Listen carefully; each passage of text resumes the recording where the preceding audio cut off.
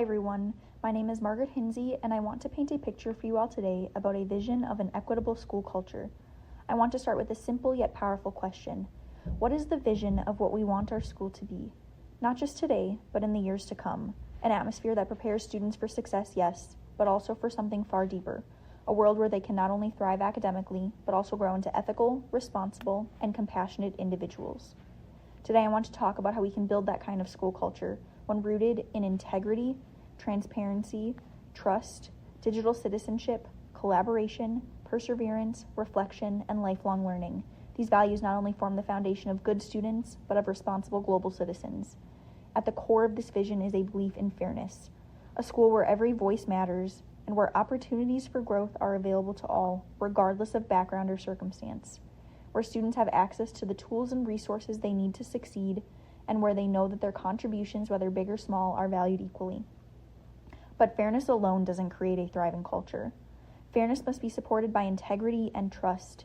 It means that every action, whether in the classroom or the hallway, should be guided by honesty and transparency. When students make mistakes, they should know that honesty about those mistakes will lead to growth and not punishment. And that's where trust comes in. Trust that teachers will act with fairness and that students will hold themselves accountable for their actions. Trust that together we can build a community where the ethical choice is the easy one. In a world where students are constantly online, engaging with social media and navigating digital spaces, it is critical that they understand the responsibilities of digital citizenship that come with that. In my vision, we equip students not just with digital tools, but with a strong moral compass for how to use those tools ethically. Whether they're posting on social media or sharing information online, they will understand the importance of respect, privacy, and integrity in the digital world.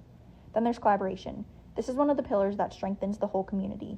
A school that encourages collaboration isn't just a group of individuals working side by side. It's a group of people who are united by a common purpose. A community where every student can work together, share ideas, and learn from one another. Collaboration builds resilience. It builds an environment where everyone can grow, not in isolation, but in connection with others.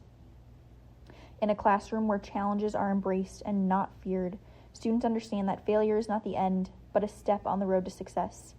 When students encounter difficulty in a subject, a project, or task, they are encouraged to persevere, to ask questions, and to seek help when needed. The focus isn't on achieving perfection, but on cultivating a mindset that values effort, resilience, and improvement. And that brings us to reflection. Every student in this school should have a moment to pause, assess, and think critically about their journey. Not just about what they've learned, but how they've learned it and why they've made those choices.